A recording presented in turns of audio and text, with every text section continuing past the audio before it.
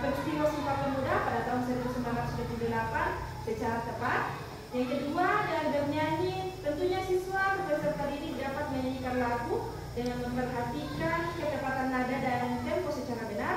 Dan yang ketiga, dengan melakukan percobaan, siswa dapat mengetahui perpindahan kaum secara tepat. Saya kira itu Bu tujuan pembelajaran yang akan saya lakukan pada kesempatan yang akan kita laksanakan di sini. Ya, betul. Nah, ternyata Ibu ada 3 tujuan yang Ibu capai dalam pembelajaran yang Ibu akan laksanakan nantinya. Di mana yang pertama itu Ibu akan semua siswa akan bisa mengidentifikasi dan peristiwa Sumpah Pemuda, dan yang kedua dapat menyanyikan lagu dengan benar dan mengetahui perpindahan kalau secara tepat. Nah, kira-kira Bu, area yang ingin Ibu kembangkan itu seperti apa Bu? Area yang ingin saya kembangkan di area kognitif dan psikomotorik. Tentunya kalau yang di area kognitif itu mengidentifikasi dampak peristiwa Sumpah Pemuda, dan yang kedua di area psikomotorik yaitu menyanyikan lagu dengan memperhatikan nada dan tempo secara benar Ibu. Jadi Ibu akan mengembangkan area pengetahuan dan keterampilan ya Bu. Ya. Nah, bagaimana rancangan pembelajaran yang Ibu akan lakukan, mungkin dari segi model, metode, dan strategi pembelajaran yang Ibu akan lakukan di kelas ini. Oke, siap Ibu. Untuk strategi saya sendiri, saya akan gunakan pembelajaran, tentunya pembelajaran berdiferensiasi berdasarkan kesiapan siswa yang diintegrasikan dengan sosial dan emosional. Kemudian saya akan melakukan pembelajaran kelompok sesuai dengan kemampuan siswa, serta model yang saya akan gunakan adalah model problem based learning atau pembelajaran berbasis masalah. Saya kira itu yang saya akan ya Bu. Jadi Ibu akan melakukan proses pembelajaran yang berbasis masalah dan menggunakan strategi pembelajaran yang berdiferensiasi ya Bu. Dan bisa diintegrasikan dengan sosial dan emosional. Itu ya Bu. Ya. Oke Bu. Jadi kira-kira Bu, dalam pembelajaran nantinya yang Ibu akan lakukan, media pembelajaran apa yang Ibu akan gunakan? Untuk media yang saya akan gunakan, tentunya saya akan menampilkan slide, entah itu dari PowerPoint atau dari Canva. Kemudian tentunya saya akan memberikan LKPD. Saya akan menggunakan laptop dan LCD dalam pembelajaran yang saya akan lakukan. Oh iya Bu, luar biasa ini ya. Nah, kira-kira Bu, dari percakapan untuk hari ini, nah kira-kira Ibu kapan Ibu akan melakukan pembelajaran ini? Di hari apa dan jam berapa? Nah, kebetulan untuk besok pembelajaran 5, jadi kemungkinan itu bisa masuk di besok pagi jam pertama di kelas saya Ibu, pembelajaran 5. Baik Bu, jadi Ibu akan melakukan pembelajaran besok ya, pada jam pertama ya Bu ya. Nah, di mana hari itu? Besok itu tepatnya hari Rabu, tanggal 21 Februari 2021. Baik Bu, insya Allah saya akan datang di kelas Ibu dan melakukan supervisi kelas untuk mengamati pembelajaran yang Ibu lakukan, dan saya akan mencatat hal-hal yang dilakukan di pembelajaran nantinya. Setelah itu kita akan melakukan percakapan pasca observasi yang insya Allah akan didampingi oleh Bapak pengajar praktik yaitu Bapak Bahasa SPDIPD. Nah, sebelum kita akhiri percakapan hari ini Bu, kira-kira nih Bu, apa yang Ibu dapatkan dalam proses percakapan pra-observasi ini? Saya kira dalam percakapan kita hari ini kita sama-sama mendapatkan gambaran atau alur persiapan untuk melakukan pembelajaran yang akan saya lakukan nantinya atau besok di kelas Ibu. Ya. Terima kasih Bu atas waktunya dan sudah bersedia berbincang dengan saya di pra-observasi ini. Sampai bertemu Ibu nanti pada jam pertama esok hari. Insya Allah saya akan masuk di kelas Ibu untuk melakukan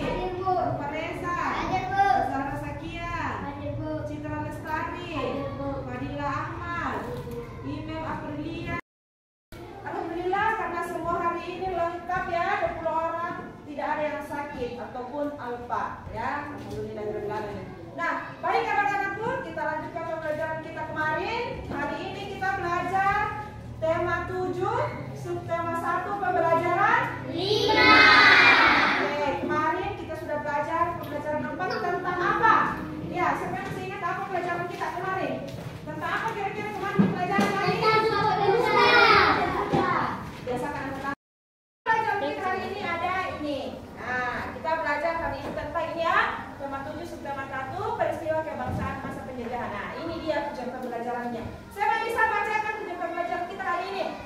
Yuk, siapa? Baca di atas, siapa bisa? Marilah, bisa Zara, coba. Tujuan pembelajaran. Satu, dengan membaca siswa dapat mengidentifikasi dampak peristiwa Sumpah Pemuda 1928 secara tepat. Dua, dengan bernyanyi siswa dapat menyanyikan lagu dengan memperhatikan ketepatan nada dan tempo secara benar. Peristiwa Sumpah Pemuda 1928 memberi dampak yang sangat besar terhadap perjuangan pergerakan nasional. Ternyata dampaknya itu sangat besar. Nah, apa kira-kira dampaknya? Kita akan tahu setelah kita membaca teks yang ada di buku. Ada juga ibu tampilkan. Seperti biasa kita rolling yang akan membaca sebagai literasi. Mulyadi, mau baca yang di buku tak atau yang ini terserah Anda. Nah, terserah kita nak. Oke, baca Ki. Mulai perhatikan nanti ibu suruh sambung.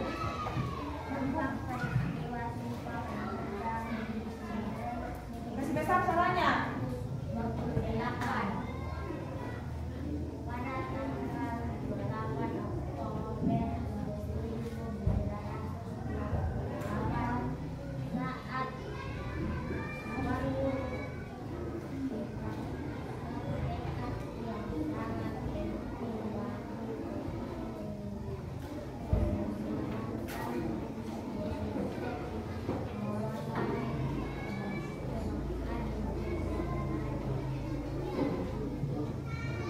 Sambung Kesha, kasih besar suaranya Mulyadi.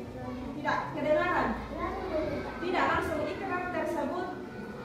Ikrar tersebut merupakan modal yang sangat berharga bagi terbentuknya negara kesatuan. Tekad untuk bersatu dan mengesampingkan alasan-alasan kedaerahan, kesatuan, keturunan, keagamaan dan lain-lain. Namun, kesatuan itu terkadang. Paragraf kedua, silakan Lila. Lila dulu. Sejak peristiwa Sumpah Pemuda 1928, dunia dikejutkan oleh kemampuan dan kebulatan tekad bangsa Indonesia untuk bersatu padu dalam sebuah ikatan kebangsaan. Pengaruhnya pun sangat besar bagi organisasi pergerakan, organisasi politik yang lahir setelah peristiwa Sumpah Pemuda. Semuanya memakai kata Indonesia dalam namanya. Begitupun dengan organisasi yang masih bersifat kedaerahan mulai memproses untuk bersatu dalam satu wadah, yaitu organisasi Indonesia Muda. Adapun tujuannya adalah untuk mempereratkan persatuan segenap pemuda yang berbangsa, berbahasa, dan bertanah air Indonesia. Itu ya tentang dampak peristiwa. Karena tadi di paragraf pertama ada ikrar Sumpah Pemuda. Siapa yang hafal Sumpah Pemuda? Kemarin dipelajari 3 ya. Sumpah Pemuda itu apa saja isinya? Yang pertama, kedua, dan ketiga. Adakah yang hafal kira-kira? Ayo, siapa yang bisa? Bisa lihat contoh-contoh buku sedikit. Siapa yang hafal Sumpah Pemuda? Harus dia hafal Sumpah Pemuda nah. Harus ada di dalam hati kita itu Sumpah Pemuda supaya kita tetap memiliki rasa cinta tanah air. Ayo, kami bangsa Indonesia. Apa? Siapa bisa? Tidak ada? Retna? Ya, apa Retna?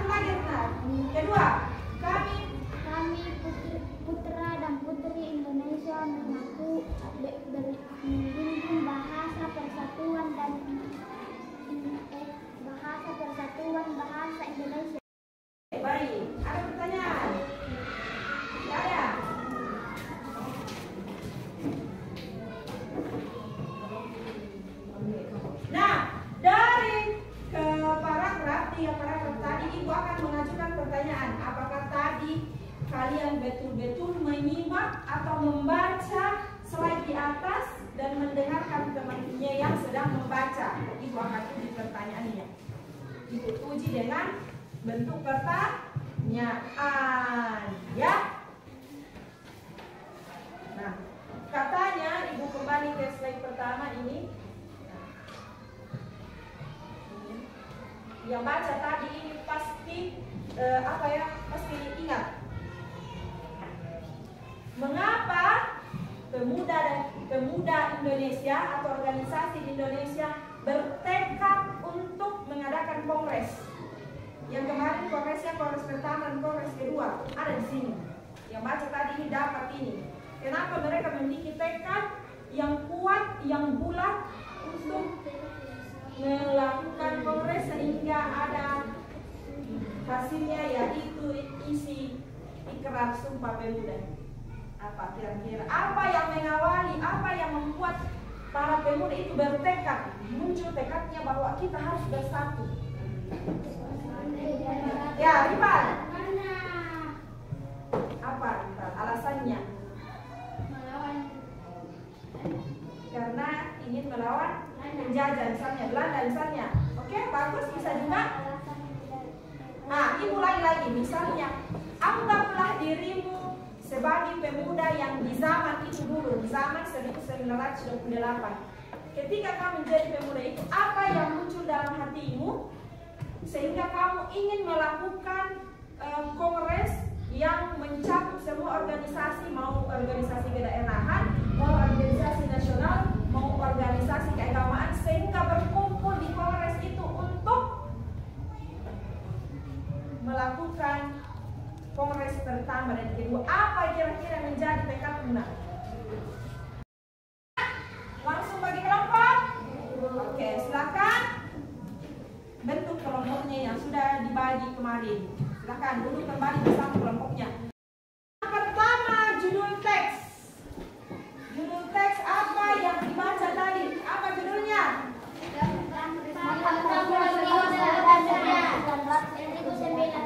Iya.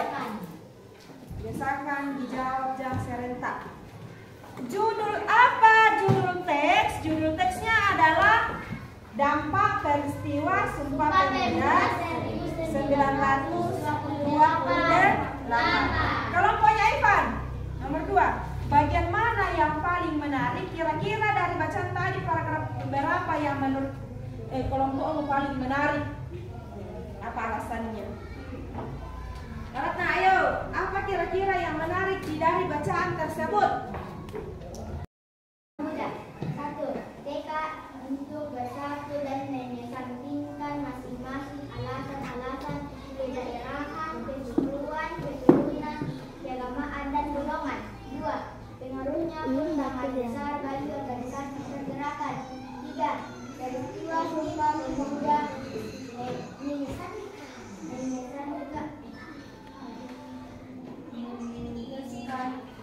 menegaskan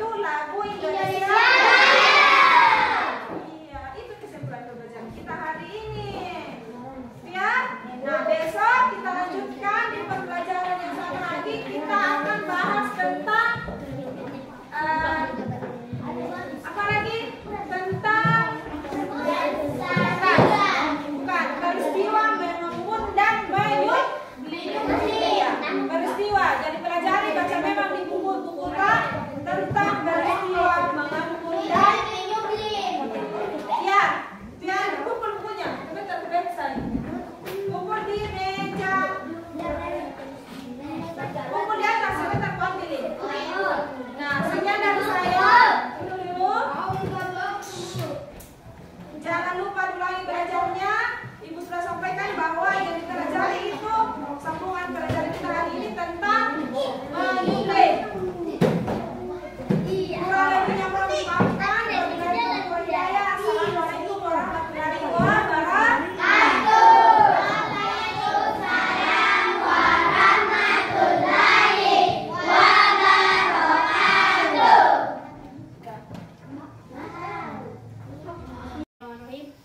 Assalamualaikum warahmatullahi wabarakatuh. Bertemu kembali dengan saya Dina Mariana, SPDI MPD, calon guru penggerak angkatan 9 Kabupaten Ngendrekang.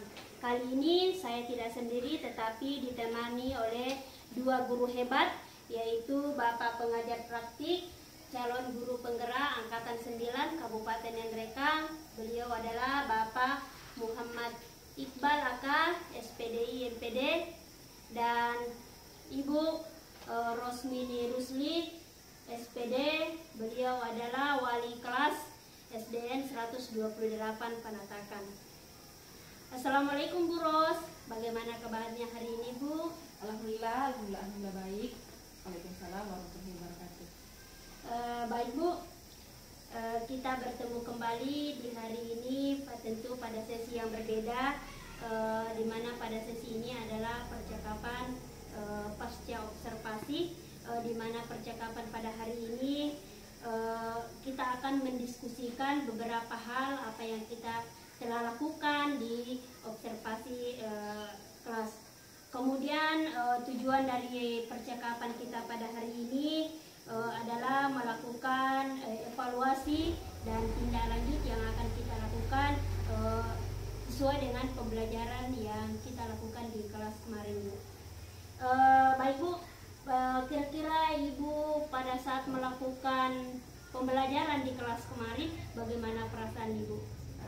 Baik, tentunya perasaan saya sangat senang, bahagia bisa memberikan pengetahuan yang baru, ilmu yang baru kepada peserta didik saya, khususnya kelas 5, dengan cara mengelompokkan sesuai dengan minat belajar peserta didik saya. Oh iya, bagus Bu. Dari pembelajaran yang Ibu lakukan tentu kan ada tujuan pembelajaran yang Ibu telah rencanakan di dalam pembelajaran yang Ibu telah susun. Bagaimana pencapaian kira-kira tujuan tersebut di dalam pembelajaran yang Ibu telah lakukan di kelas? Yang pertama yang terkait dengan mengidentifikasi dampak peristiwa Sumpah Pemuda 1928 dan menyanyikan lagu Indonesia Raya sebagai lagu wajib dengan memperhatikan ketepatan tempo dan nada. Kedua tujuan ini dapat tercapai di dalam proses pembelajaran. Bagus Bu. Jadi tujuan pembelajaran yang Ibu lakukan itu di kelas itu sudah tercapai ya Bu? Iya. Ya. Selanjutnya dalam rencana yang dulu sebelum Ibu masuk di kelas kan ada rencana pengembangan yang Ibu rencanakan, yaitu pengembangan kognitif atau pengembangan pengetahuan dan pengembangan di area psikomotorik atau pengembangan keterampilan. Nah, kira-kira bagaimana keberhasilan area pengembangan itu di pembelajaran yang Ibu telah lakukan di kelas? Baik, di area pengembangan yang saya lakukan dalam pembelajaran kemarin, saya kira sudah dapat tercapai di dalam pembelajaran, walaupun secara tidak maksimal karena masih ada beberapa siswa yang masih lemah daya serapnya, sehingga area kognitif ini belum terserap secara maksimal dibanding dengan teman-teman yang lain. Tetapi di area keterampilan atau psikomotorik saya rasa sudah tercapai dengan maksimal, karena peserta didik saya dengan antusias dan semangat menyanyikan lagu Indonesia Raya itu dapat membantu peserta didik kembali semangat untuk belajar dalam kelas. Iya, luar biasa ya Bu. Jadi tentu area pengembangan yang Ibu lakukan telah rencanakan di pembelajaran Ibu itu sudah tercapai ya Bu. Walaupun di area pengembangan kognitif itu belum secara maksimal karena adanya daya serap yang sesuai Ibu yang belum sepenuhnya Ibu. Ya baik Bu. Dari kemarin di pembelajaran tentu ada model dan strategi pembelajaran yang Ibu rencanakan ya Bu. Nah, kira-kira model dan strategi tersebut apa sudah berjalan secara maksimal, apa berjalan sesuai dengan yang Ibu rencanakan? Mungkin Ibu bisa jelaskan prosedur yang Ibu terapkan itu bagaimana Bu? Baik, saya memakai strategi pembelajaran berdiferensiasi. Jadi saya melakukan pembagian kelompok sesuai dengan minat belajar siswa untuk mendiskusikan suatu permasalahan yang diangkat dan diselesaikan di dalam kelas. Iya, bagus Bu. Jadi bagus sekali dengan strategi pembelajaran yang Ibu lakukan ya Bu. Tentu dengan kerja kelompok ya. Nah, kira-kira di dalam pembelajaran yang Ibu lakukan di kelas itu dengan melakukan pembelajaran berdiferensiasi, kira-kira media yang Ibu gunakan di dalam pembelajaran itu apa sudah mendukung atau bagaimana Bu? Alhamdulillah di sekolah media yang bisa kita gunakan alhamdulillah mendukung, ada laptop, ada LCD yang saya gunakan di dalam kelas. Alhamdulillah cukup mendukung dengan adanya media tersebut, serta buku paket juga mendukung jalannya proses pembelajaran di dalam kelas. Ya baik Bu. Tentu dalam media yang Ibu gunakan itu mendukung dalam pembelajaran Ibu. Ibu, sebelum kita mengakhiri percakapan pada sesi kali ini, kira-kira dari percakapan yang kita lakukan kali ini itu apa yang Ibu bisa dapatkan? Baik, di dalam percakapan kita kali ini, saya dapat lebih terarah untuk proses pembelajaran selanjutnya. Kita dapat melaksanakan pembelajaran dengan lebih baik lagi ke depannya sesuai dengan minat belajar siswa, dengan memahami kesiapan belajar masing-masing siswa, sehingga proses belajar ke depannya semakin lebih baik lagi. Iya Bu, bagus sekali Ibu. Terima kasih Ibu atas waktu luangnya dan atas penjelasan yang Ibu berikan. Semoga kita dapat melaksanakan pembelajaran yang lebih baik sesuai dengan minat belajar siswa, dengan memahami kesiapan masing-masing siswa. Terima kasih Ibu Ros, sehat selalu dan lebih sukses ke depannya. Assalamualaikum warahmatullahi wabarakatuh. Sama-sama, terima kasih kembali. Semoga Ibu sukses dalam CGP Angkatan 9 ini. Waalaikumsalam warahmatullahi wabarakatuh. Ya, terima kasih Bu. Demikianlah tadi percakapan pasca observasi dengan Ibu Rosmini Rusli SPD, Wali kelas 5 SDN 128 Panatakan. Dan selanjutnya mungkin ada penegasan atau penguatan untuk kita dari Bapak pengajar praktik kepada Bapak Muhammad Iqbal Aka SPD YPD. Kepada Bapak kami persilakan dengan hormat. Silakan Pak. Baik, terima kasih atas waktu yang diberikan. Tadi menyimak proses coaching yang dilakukan sudah sesuai dengan definisi yang diperintahkan bahwa coaching itu adalah menggali potensi daripada si coaching. Jadi tetap laksanakan proses seperti ini. Semoga kedepannya ilmu ini bisa diterapkan, jangan hanya sampai putus sampai di sini begitu selesai guru penggerak selesai juga. Saya berharap ke depan bisa mengimbaskan kepada rekan-rekan pendidik yang ada di sekolah ini. Demikian dari saya.